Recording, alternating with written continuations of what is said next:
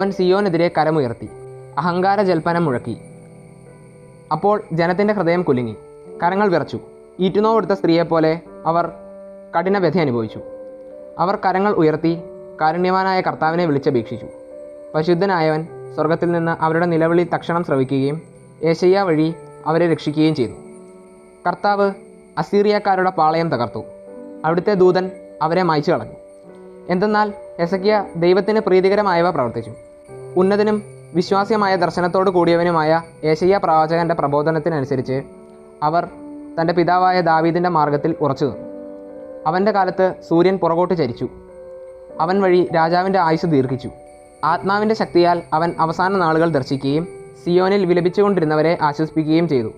കാലത്തിൻ്റെ സമാപ്തിയിൽ സംഭവിക്കാനിരുന്ന നിഗൂഢ കാര്യങ്ങൾ സംഭവിക്കുന്നതിന് മുമ്പ് അവൻ വെളിപ്പെടുത്തി.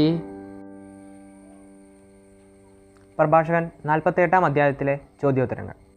ഒന്നാം ചോദ്യം: പ്രഭാഷകൻ അധ്യായം 48-ൽ എത്ര വാക്യങ്ങളുണ്ട്? ഉത്തരം: 48 വാക്യങ്ങൾ. ചോദ്യം 2: എത്ര ശീർഷകമുണ്ട്? അവ ഏതെല്ലാം?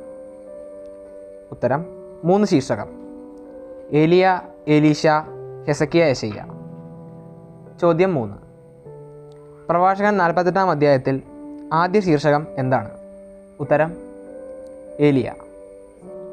ചോദ്യം 4: ഏലിയ പ്രവാചകൻ പ്രത്യക്ഷപ്പെട്ടത് എപ്രകാരമാണ്? ഉത്തരം: അഗ്നി പോലെ. അഞ്ചാം ചോദ്യം: ഏലിയ പ്രവാചകൻ്റെ വാക്കുകൾ എങ്ങനെ ജ്വലിച്ചു? ഉത്തരം: പന്തം പോലെ.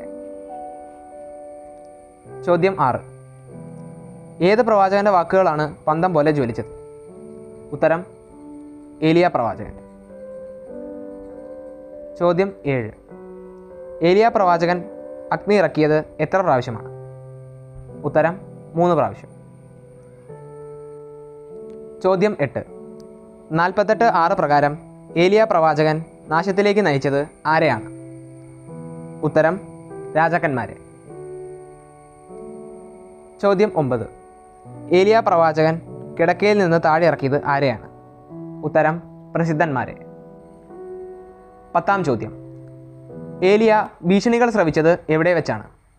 ഉത്തരം: സീനായിൽ വെച്ച്.